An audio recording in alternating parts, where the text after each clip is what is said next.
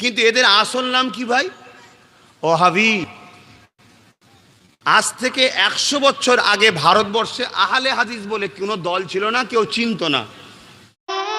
Like comment subscribe করুন, like comment subscribe করুন। মুসলমান ঘরের ছেলেমেয়েরা, তরুণেরা, এ নবী পাকের প্রেমিকেরা, আমি যেটা বোঝাচ্ছি একটু বোঝার চেষ্টা করুন। ঈমানটাকে বাঁচাবার চেষ্টা করুন, আকীদাটাকে ঠিক করুন। আপনার ঈমানকে লুটতে কোনো ব্রাহ্মণ আসবে না, আপনার ঈমানকে লুটতে কোনো বাউন আসবে না, আপনার ঈমানকে লুটতে কোনো পাদ্রী আসবে না, আপনার ঈমানকে লুটতে খ্রিস্টান জাজেরা আসবে না। এ যুবকেরা, তরুণীরা, আব্বারা, আপনার ঈমানকে লুটার জন্যে আপনার সমাজে দাড়িওয়ালা, টুপিওয়ালা, মুসলমান সুরাতে ইহুদি খ্রিস্টানদের দালালরা রয়েছে। এরাই আমার আপনার ঈমানকে লুটতে চাইবে। এমন কিছু কথা সমাজের মুখে শিখাবে, যে কথাগুলো আকীদা করত আপনার ঈমানটা চলে যাবে। এ যুবকেরা, এদের মধ্যে নাম করা এক হলো, যে দলটার নাম হলো আহলে হাদিস। শুনছেন তো? নামটা কত সুন্দর, আহলে হাদিস। আহলে হাদিস মানে কি ভাই? আপনারা জানেন না। আহাল মানে হলো পরিবার, হাদিস মানে হলো রসুলের বাণী। তো নবীর বাণীর পরিবার, অর্থাৎ হাদিসের পণ্ডিত বা হাদিসের পরিবার। ভাই কথাটা ভালো না খারাপ? এখন একটা লোক ভ্যান চালাচ্ছে, ভাই তুমি কোন দলে? বলছে আহলে হাদিস। ভাই তুই হাদিসের পণ্ডিত কি? হাদিসের পণ্ডিতদের ঘরে আরবি ভাষায় আহলে হাদিস বলা হয়। এরা একটা আহলে হাদিস দল করে ফেলেছে। শুনছেন না শোনেন না? অ্যাকচুয়ালি এদের নাম কিন্তু আহলে হাদিস নয়, এদের অ্যাকচুয়ালি নাম হলো ওহাবি। কি নাম? আমার এই আলোচনা আপনাদের অসুবিধা হচ্ছে? আমি প্রথমেই বলেছি, আমার দায়িত্ব আমার বাপ ভাইকে, পরিবারকে বুঝানো।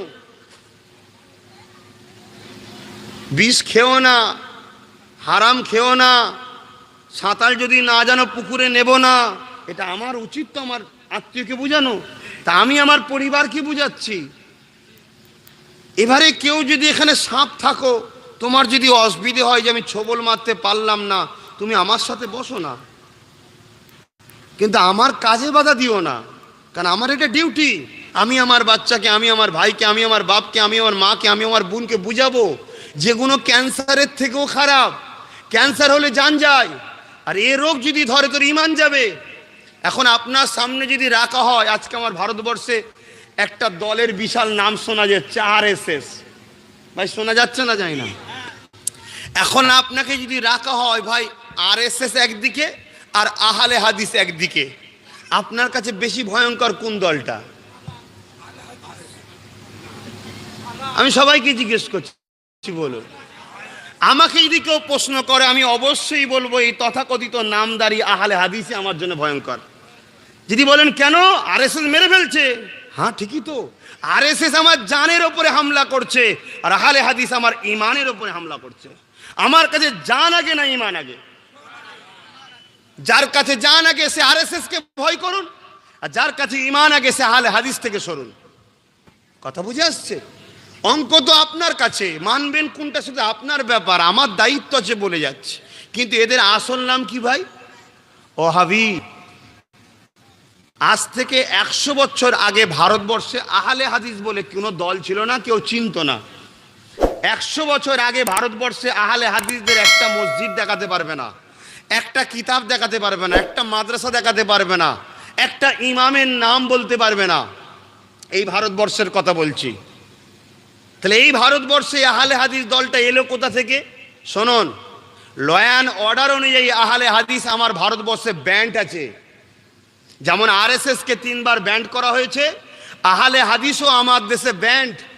আহলে হাদিস একটা সন্ত্রাসী গোষ্ঠী, ব্রিটিশদের দালালি করেছিল। ইতিহাস জানতে হবে ভারতবর্ষের। এরা ব্রিটিশদের 5 গোলাম ছিল, এদের নাম তখন ওহাবি ছিল।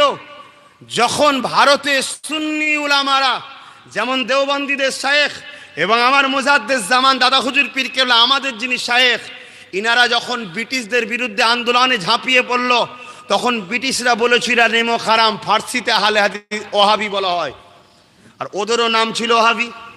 ওরা দেখলো আমরা আর এদের নাম তো এক হয়ে যাচ্ছে।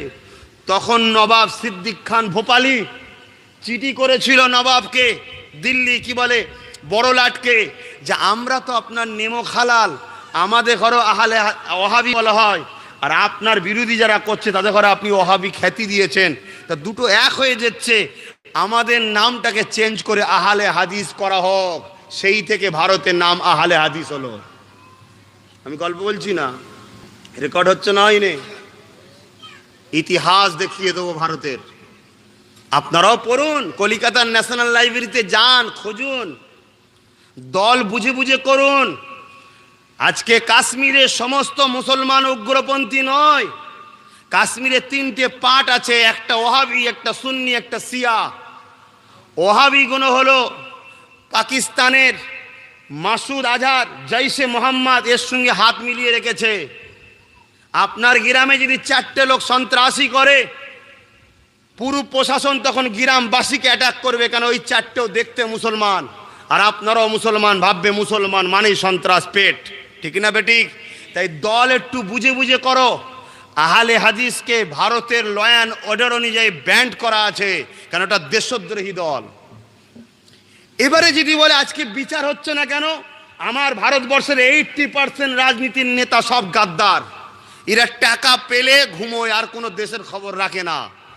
তা দেশের বিচার হবে কি না হবে জানি না, কিন্তু আমি আমার ভাইদেরকে বুঝাবো না